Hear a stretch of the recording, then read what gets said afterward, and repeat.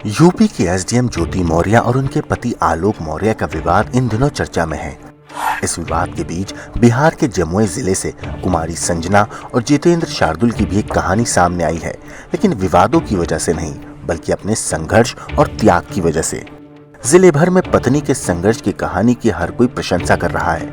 कहानी कुछ इस तरह है कि साल 2002 में कुमारी संजना की शादी मैट्रिक पास बेरोजगार एक गरीब युवक जितेंद्र शार्दुल से हुई थी। संजना के पिता बिजली विभाग में लाइन इंस्पेक्टर के पद पर मुंगेर में कार्यरत थे। कोई बेटा ना होने की वजह से संजना के पिता ने संजना की शादी जितेंद्र से घर जमाई बनाने की मंशा से तो की, लेकिन गरीब होने के बावजूद एक स्वाभिमानी व्यक्ति होने की वजह से जितेंद्र ने अपने ससुर के इस प्रस्ताव को ठुकरा दिया। लेकिन घर की आर्थिक स्थिति बेहद ही खराब होने की वजह से जितेंद्र की पढ़ाई नहीं हो पा रही थी, लेकिन वो पढ़कर कुछ करना चाहते थे। ऐसे में उनकी पत्नी संजना ने जो संघर्ष और त्याग किया वो अपने आप में काबिले तारीफ है। संजना भी शादी के वक्त मैट्रिक पास ही थी, लेकिन उनकी पढ़ाई में पिता के आर्थिक रूप से संपन्न होने की वजह से कोई बाधा नहीं आई। लेकिन शादी के बाद जितेंद्र के घर वाले उन्हें मजदूरी करने तक को कहते थे, लेकिन वो पढ़ना चाहते थे, लेकिन बाधा आ रही थी उनकी माली हालत। ऐसे में संजना ने अपने पति की पढ़ाई शुरू करवाई और किसी तरह की परेशानी ना हो इसके लिए संजना ने अपने सारे जेवरात को बेच डाला। मायके से मिले जेवरात और गहने किसी भी औरत के लिए काफी प्यारे होते हैं और हर औरत उसे संभाल कर रखना चाहती है, लेकिन संजना ने अपने पति की खुशी के लिए अपने सारे जेवर बेच दिए और इसका परिणाम ये हुआ कि साल 2007 में जितेंद्र को सरकारी नौकरी मिल गई। जितेंद्र साल 2007 से लेकर अभी तक जमुई प्रखंड के कल्याणपुर मध्य विद्यालय में एक टीचर के पद पर काम कर रहे हैं। इस बीच संजना ने भी अपनी पढ़ाई जारी रखी और अपनी मेहनत से साल 2014 में सरकारी नौकरी पा ली। संजना अभी खैरा प्रखंड में आवास सहायिका के पद पर काम कर रही हैं। शादी के बाद तो जब मैं जहाँ से आई, वहाँ से आने के बाद यहाँ बहुत सारा प्रॉब्लम होने लगा सर, तो मैं बहुत रोई। इनका घर का कंडीशन देख करके मैं बहुत रोई। रोने के बाद जब इनसे बात विचार मेरा होने लगा तो इनको देख करके लगा नहीं, ये कुछ कर सकते हैं, इनमें टैलेंट है कुछ करने का। और इनको घर से उठा मजदूरी करने के लिए कहा जा रहा था, लेकिन ये बोला सब कुछ मेरे से हो जाएगा, लेकिन ये काम नहीं हो पाएगा। उसमें जितेंद्र जी भी मैट्रिक ही पास? जी जी जी। मैं सारा जीवन गहना मतलब ये बेच करके इनको इंटर और ग्रेजुएशन करवाई और ग्रेजुएशन इंटर करवा करके उसके बाद इनका टीचर में जॉब हो गया। गहने जेवर बेचने की नौबत क्यों आई? नौबत आई सर, इनकी घर का स्थिति सही नहीं था, खाने के लिए भी सोचना पड़ता था, उसके बाद इसीलिए बेचना पड़ा। उसके बाद ये ग्रेजुएशन किए जी। उसके बाद क्या हुआ? उसके बाद 2007 में इनकी जॉब हुई, फिर धीरे धीरे धीरे धीरे सारा मतलब स्थिति सही होने लगा। एक जानकारी ये भी हमको मिली है, कहीं से सुनने में आया है या कहीं मैंने पढ़ा है कि रोटी बनाने के लिए आटा बाजार से आ रहा था, वो कभी गिर गया था। नहीं, मेरा नहीं, इनकी मम्मी के साथ में ऐसा क्या था वो? शायद ये बता रहे थे कि ये अपनी मम्मी के बारे में मेरी कहानी नहीं थी। क्या था वो? मेरे शादी से पहले कहानी इनका है सर, मेरा हाँ, मेरा नहीं है। अच्छा, आप जब 2007 में ये सरकारी शिक्षक के रूप में इनकी बहाली हो गई, उसके बाद कैसा जीवन व्यतीत हो रहा? उसके बाद धीरे धीरे धीरे धीरे सब सही होने लगा, धीरे धीरे सही। आपकी भी पढ़ाई उसी बीच? नहीं, मेरा तो खैर वहीं से मुंगेर से ही कर ली थी, लेकिन इनका सारा चीज मैं ही खर्च उठाई थी। अभी आप क्या कर रहे हैं? आपका जॉब कब लगा था? 2014 में खैरा प्रखंड में ग्रामीण आवास सहायक में। आप एक मसला चल रहा है अभी ज्योति मौर्य और आलोक मौर्य का, उसमें बहुत सारे हस्बैंड ऐसे हैं जो अपनी पत्नी को पढ़ाना नहीं चाहते हैं। आप ऐसी पत्नी है जो अपने पति को पढ़ा के इस मुकाम तक लाया है। दोनों एपिसोड को, अपने एपिसोड को और ज्योति मौर्य के एपिसोड को, दोनों को अगर मिक्स किया जाए तो किस निष्कर्ष पे पहुंचती है? सर मैं तो यही कहूंगी कि सारी महिला ऐसी नहीं होती है, इसलिए उनके हस्बैंड को भी जो दिल्ली मुंबई में अभी अपने वाइफ को पढ़ाने के लिए भेजे, उसके बाद वापस कर लिए, तो इस तरह गलत चीज नहीं करना चाहिए, क्योंकि वाइफ पर भी विश्वास हस्बैंड को रखना होगा, हस्बैंड को वाइफ पर विश्वास रखना होगा, एक दूसरे पर विश्वास बना के ही रखना होगा, नहीं तो नहीं चलेगा सर। शादी के बाद ही एक समय ऐसा आया था जब आपको अपने गहने जेवर बेचने पड़े थे इनकी पढ़ाई के लिए। उसके बाद जीवन या ठीक चल रहा है? हाँ, बहुत अच्छी तरह से जी। आप दोनों अपने रील्स को बनाने के को लेकर भी बहुत चर्चा में, तरह तरह के रील्स आपके दिखाई पड़ते हैं, हम लोग सोशल मीडिया पे देखते हैं। उससे क्या मैसेज देना चाहती हैं? सर मैं ऐसी नहीं हूँ, ये ऐसे हैं। ये आते हैं स्कूल से, उसके बाद बोलते हैं कि नहीं रील्स आज बनाना है, तो मैं बोलती नहीं नहीं बनाना है, तो देखते हैं इनका मूड ऑफ हो जाता है, फिर उसके बाद मैं भी तैयार हो जाती हूँ। मेरे में ऐसा कुछ नहीं है, लेकिन जो भी करवाएं ये सब मामले में, रील्स के मामले में यही है। कितना क्रेडिट देना चाहते हैं आज जो जिस माहौल में, जिस खुशी में आपका परिवार रह रहा है, उसमें जितेंद्र जी का कितना बड़ा योगदान है, या फिर आपका अपना? मैं अपना क्या बताऊं सर, मैं टैलेंट थी तो ये जो आज इस मुकाम तक आए हैं, और क्या कहना चाहूंगी मैं। मेरे साथ जितेंद्र शार्दुल भी हैं। जितेंद्र जी, आप अपनी थोड़ा सा पीछे की कहानी बताएं कि क्या संघर्ष करना पड़ा था आपको इस मुकाम पर आने के? जी धन्यवाद सर। 1995 में पापा एक्सपायर कर गए थे। उसी टाइम मैं इंटर कर रहा था मैं, लेकिन एक्सपायर कर गए, वापस आ गए। फिर पापा धनबाद में नौकरी करते थे, तो मम्मी के साथ हम यहाँ पे पहली बार डायरेक्ट ही, कभी मैं जम्मू का मुंह नहीं देखा था कभी भी लाइफ में। डायरेक्ट का कुछ प्रॉब्लम वहाँ चल रहा था, सीधे मम्मी को लेकर यही घर पे चले आए। मम्मी के साथ ही रहने लगे हैं, 2 भाई के साथ यहाँ पर चले आए। आने के बाद समय बीतता चला गया, किसी तरह जीवन चल रहा था। वही 2 भैया लोग, मेरे मंझले भाई लोग, इनके पापा लोग मिलके, और मेरे एक छोटा भाई नीचे रहता है, वो दोनों तीनों मिलकर शादी मेरा करवा दिया था। इन्हीं का मतलब इनसे बात हुई थी, शादी हो गया।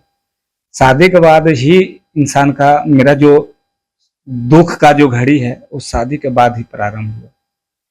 मतलब अपने आप पर लोड आ गया। फिर एक परिवार का जो बात होती है, वो फिर मेरे पर लोड आ गया सारा चीज। एक बेरोजगार लड़का, अब क्या करें, शादी हो गई, अब खाना कैसे। इनका घर तो बड़ा बढ़िया था, खाने पीने के लिए बहुत अच्छा व्यवस्था थी वहाँ तो बोल रहा था कि रहिए, आप रहिए, कहीं कोई दिक्कत नहीं है। आपका शादी भी इसीलिए किया गया, आप अपना भाई से पूछिए। मेरे भाई भी अभी धनबाद में, अगर आप उनसे भी पूछेंगे तो बोलेगा नहीं, आपका मतलब तुम्हारा जो ससुर है, यही बात हुआ था कि मेरे पास लड़का 3 गो, मैं अकेला हूँ। पापा बोले कि अकेला है, मेरा भाई भी नहीं है, 3 बहन ही है, तो एक बेटा के रूप में हमको यहाँ पर रहिए।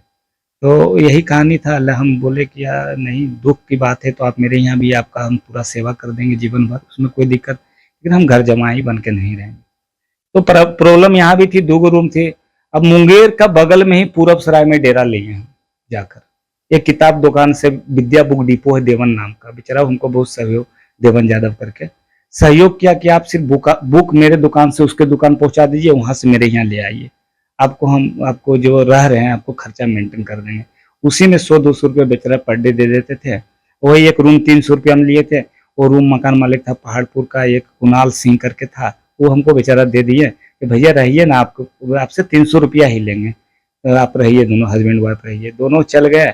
बस पहला दिन 100 रुपया दिए, फिर चूल्हा लाए, गैस लाए, वहाँ से जिंदगी का शुरुआत अलग होने का किए।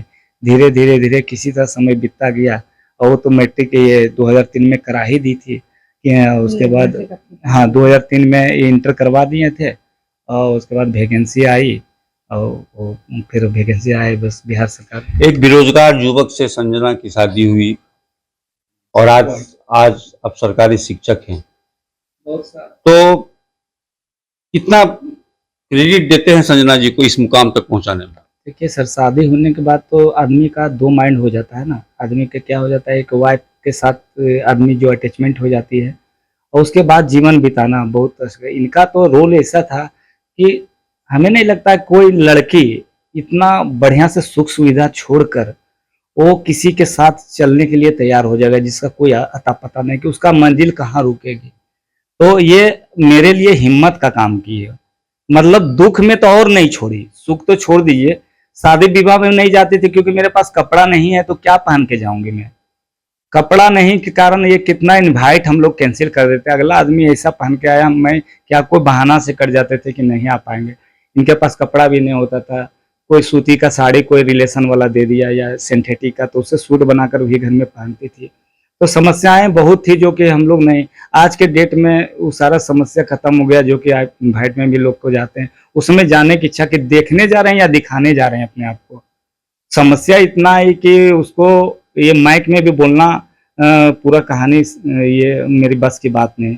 यहाँ तक कि हम लोग का जो रोटी बनता था, अब ये अंदर की बात बता रहे, ये चप्पल जो बाहर में फेंका हुआ रहता है प्लास्टिक का, वो प्लास्टिक का चप्पल पहन कर जो है ना, क्या बोले सर, प्लास्टिक का चप्पल पहन के खाना बनाती थी, नीचे जलाकर बनाती थी और उसी का रोटी बनता था। एक समोसा चाचा देते थे और 2 टाइम हम लोग खाते थे। वो लगता चलता रहता था वो कहानी, अभी भूखे भी रहते थे। बहुत भावुक हो रहे हैं जितेंद्र जी, सही बात है। स्ट्रगल पूरी जिंदगी आपने संघर्ष में बिताई है। अब अभी कैसा फील कर रहे हैं? अभी क्या कहूँ सर, अभी तो भगवान हम पर मेहरबान हुए हैं। मेरी बच्ची को ये नहीं बोले कि जाओ बेटा नीट करो, ये भगवान का संस्कार है। जो खुद बोले कि डैड हमको नीट ही करना, हमको बाहर भेजिए। ऊपर वाला कृपा से पर्सनल लोन लेकर बच्चा को नीट भेजें करने के लिए।